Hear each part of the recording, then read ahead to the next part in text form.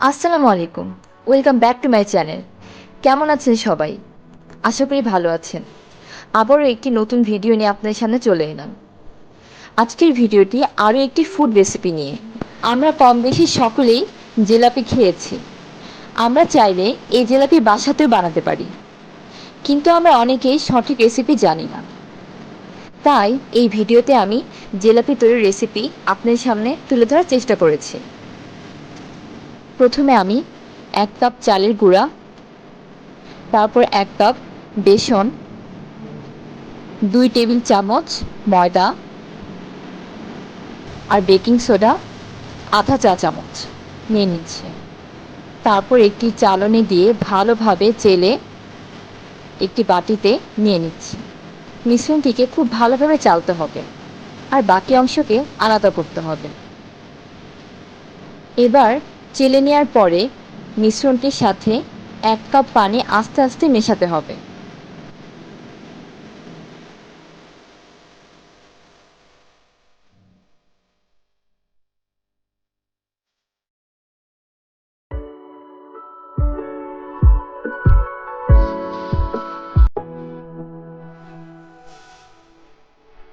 পানি দিয়ে মিশ্রণটি ভালোভাবে মেশানোর পরে আমি 1 টেবিল চা চামচ সয়াবিন তেল এখানে দিয়ে দিচ্ছি। ব্যাটারটি খুব ভালোভাবে মেশাতে হবে। ব্যাটারটি পাতলা হওয়া যাবে না, কিছুটা এরকম ঘনত্বের হবে। ব্যাটারটি ঢালার জন্য আমি একটি ছিদ্রযুক্ত বোতল নিয়েছি। এবার আমি একটি ফানেল নিয়ে তাতে ব্যাটারটি ঢেলে আস্তে আস্তে বোতলের মধ্যে ঢালবো। এবার আমি মিষ্টি শিরা তৈরি করব। প্রথমে আমি গ্যাসের চুলাতে একটি প্যান নিয়ে তাতে 2 কাপ চিনি নিয়ে নিচ্ছি। এবার এতে আমি 1 কাপ পানি নিয়ে নিচ্ছি। পানি আর চিনিকে আস্তে আস্তে নাড়াচাড়া করতে হবে। এবার এতে 2টি এলাচ এবং 2টি দারচিনি নিয়ে নিচ্ছি। পরিমাণ মতো জাফরানি কালার দিয়ে দিচ্ছি, যেন জিলাপির কালারটি সুন্দর হয়। আপনারা চাইলে অন্য কালার ইউজ করতে পারেন। এবার এতে আমি কিছু পরিমাণ লেবুর রস দিয়ে দিচ্ছি।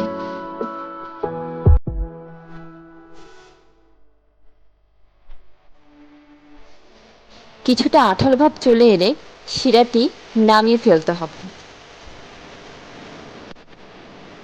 শিরাটিতে 2 চা চামচ ঘি দিয়ে দিচ্ছি, যেন জিলাপি থেকে ঘিয়ের সুন্দর ঘ্রাণ পাওয়া যায়। এবার একটি ফ্রাই প্যানে বেশি পরিমাণে তেল দিয়ে নিচ্ছি।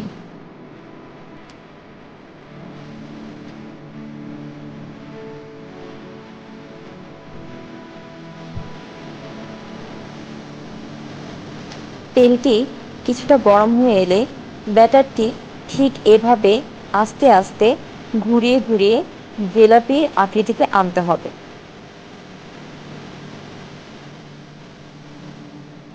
আমি এখানে ছোট আকৃতির জিলাপি বানিয়েছি, আপনারা চাইলে বড় করে জিলাপি বানাতে পারেন।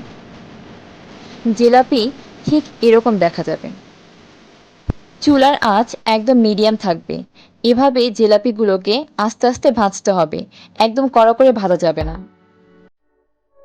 কিছুটা ভাজার পর ঠিক এভাবে কাঠি দিয়ে জিলাপিগুলোকে তুলতে হবে।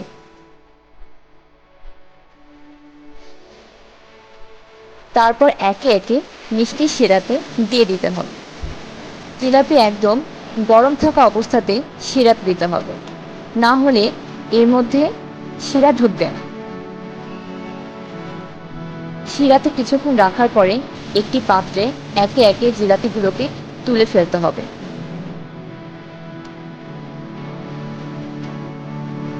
ঠিক এই রেসিপিটিতেই তৈরি হয়ে গেল মুচমুচে জাফরান জিলাপি।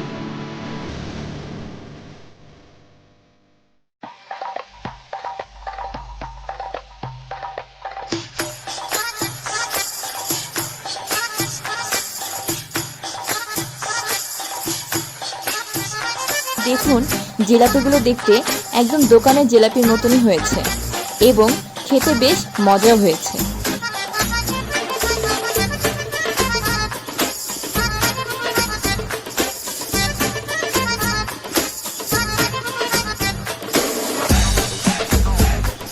আপনারা চাইলে ঠিক এভাবেই খুব সহজেই ঘরে বসে এই জাপানি জিলাপি তৈরি করে ফেলতে পারবেন।